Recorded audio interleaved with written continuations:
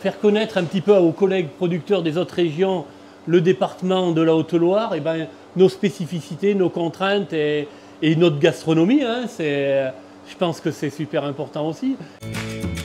Bienvenue sur le podcast de Ceux qui font le lait, un programme proposé par la Fédération nationale des producteurs de lait. Eric, où es-tu installé et sur quelle parcellaire?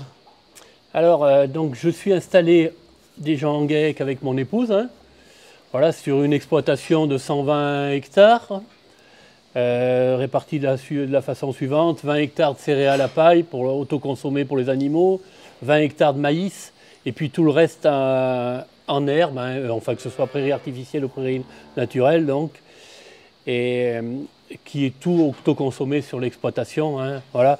Alors après, on a un contrat avec la coopérative Sodial d'un peu plus de 620 000 litres de lait. Hein, le lait part à la laiterie juste à côté, à une dizaine de kilomètres, pour faire la raclette Richemont, justement. Hein, voilà. C'est une bonne année pour les sociétaires Sodial? Franchement, oui, on en avait besoin cette année, hein, je pense. Mais comme je le dis souvent, c'est un minimum quand même, parce qu'on voit que les charges continuent à augmenter sur nos exploitations, et 2024, il ne faut absolument pas qu'il y ait de baisse sur le prix du lait, quoi. Tu as combien de vaches à la traite? Alors, en ce moment, il y a 65 vaches au robot. Alors donc, depuis 7 ans, on a fait le choix de ne plus sortir les animaux, tout simplement parce que il y a un petit peu qu'on a un changement climatique ici. Hein. On est sur la partie basse du département de la Haute-Loire, donc des étés très chauds et très secs. Donc avant, on faisait 3 mois de pâture maximum, c'est-à-dire ça nous obligeait à faire 3 semaines de transition pour les sortir et 3 semaines avant de les rentrer, donc c'était infernal au niveau du suivi du troupeau. Donc on a décidé carrément de ne plus les sortir. Alors on alimente les vaches dedans, donc elles restent toute l'année dedans. On a équipé les bâtiments de ventilation, hein, ventilation dynamique, et en plus on a rajouté de la brumisation depuis 2 ans. Voilà. Et je pense que la prochaine étape, ça sera l'isolation des toitures. Toi qui as vécu ce changement, est-ce que tu as remarqué quelque chose en termes de bien-être animal, en termes d'état sanitaire du troupeau, entre avant et maintenant, où tu t'es réorganisé pour qu'elle reste à l'intérieur dans de meilleures conditions peut-être? Ben, franchement, oui, on a vu déjà au niveau de la production laitière. Hein. Bon, depuis qu'on est passé en plus en système robotisé, on a tendance à mettre un petit peu plus de concentré. Bon, avant, on avait un système pâture, enfin le peu de qu'on pâturait, donc on faisait des transitions au moment.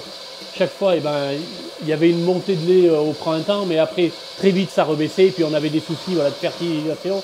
Maintenant, tout ça, ça s'est plus ou moins réglé. Hein. On a un troupeau qui tourne aux environs de 9 500 10 000 litres de lait.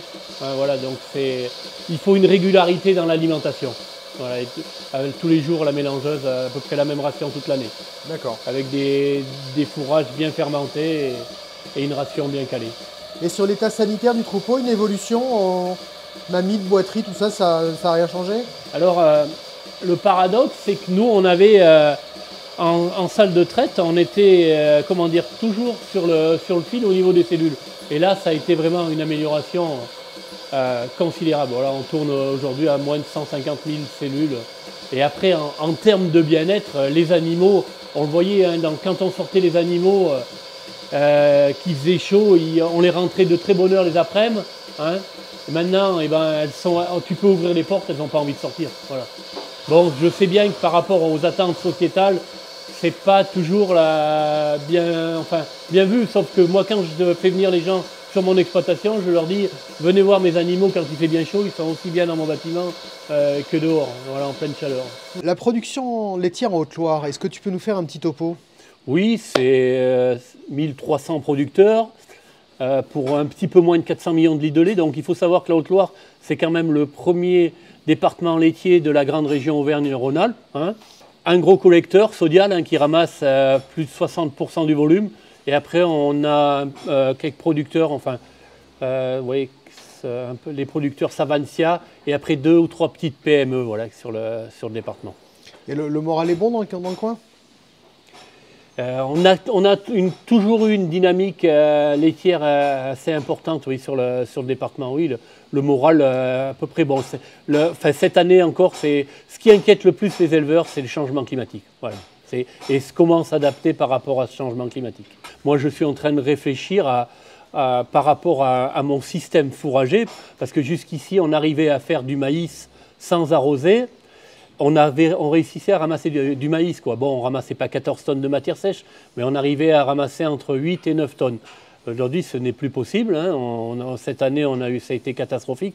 Donc, je suis en train de réfléchir à faire une retenue collinaire, tout simplement pour stocker en hiver de l'eau qui est perdue et pour la restituer à la plante l'été. Voilà. Haute-Loire et renouvellement des générations, qu'est-ce que tu peux nous raconter ? Ça se passe comment par ici ? Comme je te disais tout à l'heure, hein, on a des jeunes qui sont motivés, hein, qui ont envie de reprendre les exploitations, sauf qu'ils n'ont pas envie ils ont envie d'avoir une qualité de vie comme les autres corps de métier. Voilà, ils ne veulent pas certainement passer autant de temps sur les exploitations et avoir une rémunération certainement plus correcte. Voilà. D'accord. Et pour toi, comment tu vois ça ? Alors moi, sur mon exploitation, j'ai 2 filles, donc une qui est partie faire des études de médecine et la deuxième est vraiment intéressée pour reprendre l'exploitation. Donc elle a attaqué des études agricoles. Voilà. Voilà, elle est vraiment motivée pour reprendre l'exploitation. Bon, moi, je ne la pousse pas, mais si vraiment elle a envie de faire ce métier, il n'y a pas de raison qu'elle ne s'épanouisse pas là, dans ce métier-là, quoi. Donc sur ta ferme, c'est ton épouse, toi, plus un salarié pour l'instant ? Alors sur l'exploitation, c'est mon épouse, un salarié à temps partiel dans le cadre d'un groupement d'employeurs et puis moi, voilà. D'accord. Et donc ta fille fait des stages et file le coup de main quand elle peut ? C'est ça. Dès qu'elle a les vacances, elle est sur l'exploitation. Décembre 2024, le 11 et le 12, les assises de la FNPL, les 4e assises, seront donc organisées par la FDSEA de Haute-Loire au Puy-en-Velay. Oui. Est-ce que tu peux en quelques mots nous expliquer ce qui vous a poussé à être candidat pour organiser ces assises ? Alors déjà, la Haute-Loire, ça fait 22 ans qu'il n'y a pas eu que la FNPL n'est pas venue sur le département, hein, puisque le dernier congrès de la FNPL était en 2002. Hein.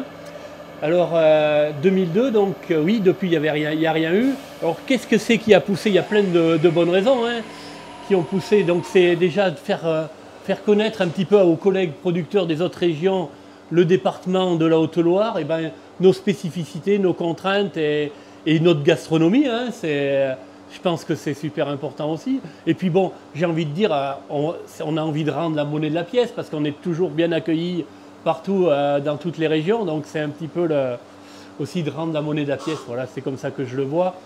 Et en plus, je pense qu'au niveau de notre section laitière et de notre fédé, on a besoin d'événements comme ça pour fédérer un peu les adhérents. Voilà.